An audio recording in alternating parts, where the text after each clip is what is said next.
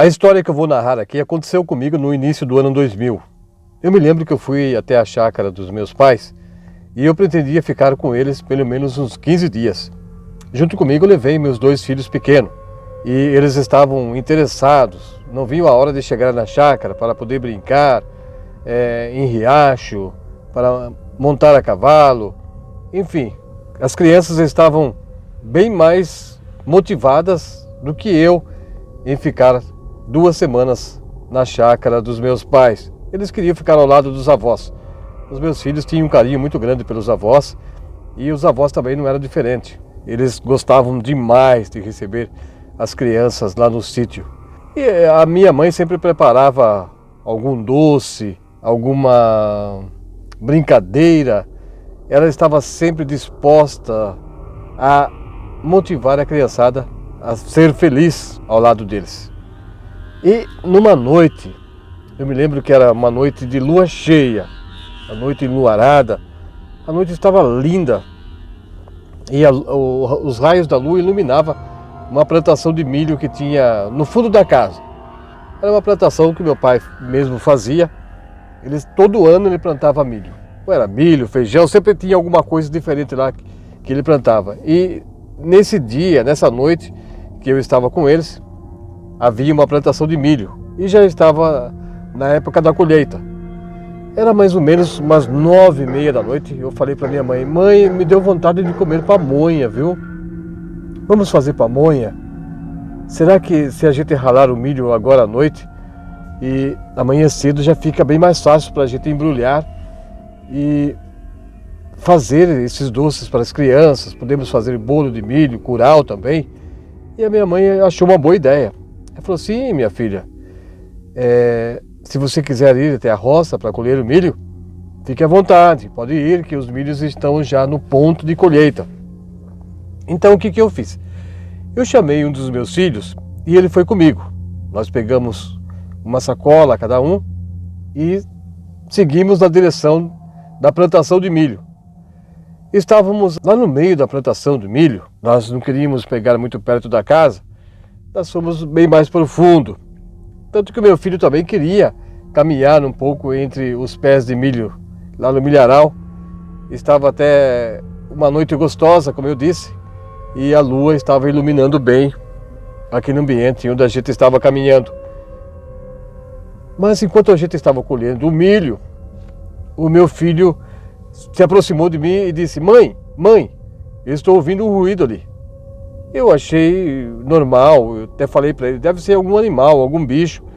Tem coelho que corre por aí, ou pode ser um cachorro da chácara. Aí tudo bem, nós continuamos colhendo o milho. Não passou nem 1 minuto, o meu filho se aproximou novamente e disse: mãe, eu ouvi o barulho de novo. E parece que tem alguma coisa respirando forte ali perto de mim, mãe. E é como eu disse para você, deve ser algum animal aqui da chácara que está aqui no meio do milharal também. Nesse momento, nós estávamos colhendo já as últimas espigas de milho e eu fiquei de costa para o meu filho e não me preocupei tanto com o barulho que ele estava ouvindo, com aqueles ruídos que ele disse que escutou ali perto da gente. Eu então me assustei muito quando eu vi o grito dele. Ele gritando, chamando: mãe, socorro, mãe. E ele saiu correndo. Mas ao invés dele correr para o lado da casa, ele correu para o lado oposto e foi cada vez mais se aprofundando no meio do milharal. Eu saí correndo atrás dele, gritando, pedindo para ele esperar. Espera por mim. Quando eu olhei do lado, eu vi um vulto enorme. Parecia um homem, mas era muito sombrio. Eu senti até o meu cabelo arrepiar. E aquele vulto, ao invés de olhar para mim, ele saiu correndo e parecia que ele estava perseguindo meu filho. Mas naquela hora me deu tanto ódio, fiquei com tanta raiva, fiquei cega de ódio. Eu pensei: deve ser algum ladrão, algum sujeito ruim que quer assustar o meu filho. E isso não vai ficar assim. Perto de onde estava, havia alguns pedaços de pau que meu pai usava ali para fazer alguma cerca. E o que sobrava ele deixava ali no meio da roça. Eu me abaixei, peguei uma vara longa, tinha mais ou menos uns 2 metros de vara de eucalipto. Eu levantei aquela vara e saí correndo atrás daquele vulto, que estava correndo atrás do meu filho. E o meu filho estava gritando lá na frente: mãe, socorro, mãe! Me ajuda, mãe, eu tô com medo, mãe, vem me ajudar, mãe! E eu gritava para ele: calma, meu filho, eu tô chegando, calma, tô indo até você, calma, eu estou correndo. Eu corri tanto que eu consegui alcançar aquele sujeito. E eu comecei a dar umas varadas na costa dele. E eu bati com muita força, e batia com muita vontade mesmo, porque eu não gostei da atitude dele de estar assustando meu filho. Eu bati umas 2 ou 3 vezes com tanta força, com muita vontade de machucá-lo, que ele acabou caindo no chão. Ele caiu, rolou no meio do milharal e acabou mudando de direção. Após levantar-se novamente, ele saiu correndo para o outro lado. Eu então continuei correndo na direção do meu filho, pedi para ele me esperar, até que ele se cansou e parou. Eu cheguei perto dele e me lembrei que na chácara tinha um cachorro chamado Totó.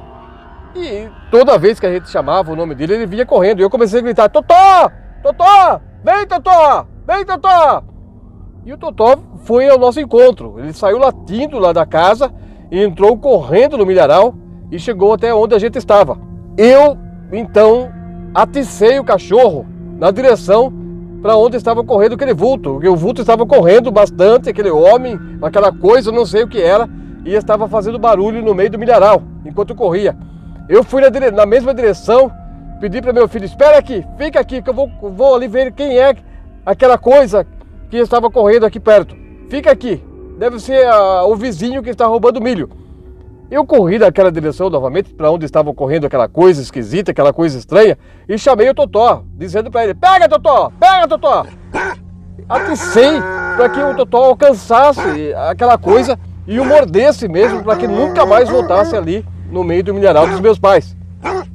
O Totó foi correndo, ele corre, claro, mais do que a gente, foi na direção do bicho, latindo e estava com intenção, pelo menos eu imaginava, de que o Totó estava querendo realmente morder aquela coisa.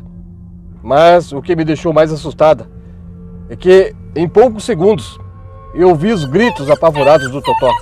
E ele voltou correndo, voltou rapidamente, passou correndo perto de mim, não parou e voltou lá para a casa da chácara e ficou deitado lá no fundo, perto da casinha onde ele dormia. Tinha outro cachorro lá na chácara também. Quando nós chegamos de volta perto da casa, nós vimos os dois, o Totó deitado e outro cachorro perto dele também, com o rabo entre as pernas, e parecia que estava assustado. Eu não sei porque o Totó voltou gritando daquele jeito, de medo, apavorado. Não sei dizer, não sei explicar o que realmente aconteceu. Mas coisa boa não era. Coisa boa não era. Eu achei que fosse algum ladrão de milho, alguma pessoa que tinha entrado ali e estava com a intenção de levar alguns milhos embora. Tinha alguns vizinhos também da chácara, talvez fosse algum deles. Ao entrar na casa, eu falei para minha mãe o que tinha acontecido. A minha mãe ficou olhando séria para mim, e enquanto eu falava toda a história, ela não falava nada, ficava me encarando. Parecia que ele estava paralisada, não queria nem piscar. Quando eu terminei de contar a história, ela falou para mim: minha filha, leve as crianças lá na sala e venha comigo até a cozinha. Vamos preparar o milho para a gente deixar pronto para amanhã, para a gente produzir a pamonha. Eu levei as crianças lá para a sala e fui com ela, com a minha mãe, até a cozinha. Ao chegar lá, nós nos sentamos e ela começou a falar: minha filha, o que você viu não era uma pessoa, não era um ser humano. Eu tenho certeza de que essa coisa que você viu era algum espírito maligno. Ela disse que não sabia exatamente o que era também, mas ela me contou de uma vez que ela estava dormindo e ouviu o barulho perto da janela. Ela chamou o meu pai estava muito cansado e acabou não acordando. E aquele barulho, aquela coisa respirando, barulho de passo, alguma coisa arranhando a janela, estava deixando a minha mãe com medo. Ela contando para mim que isso aconteceu com ela.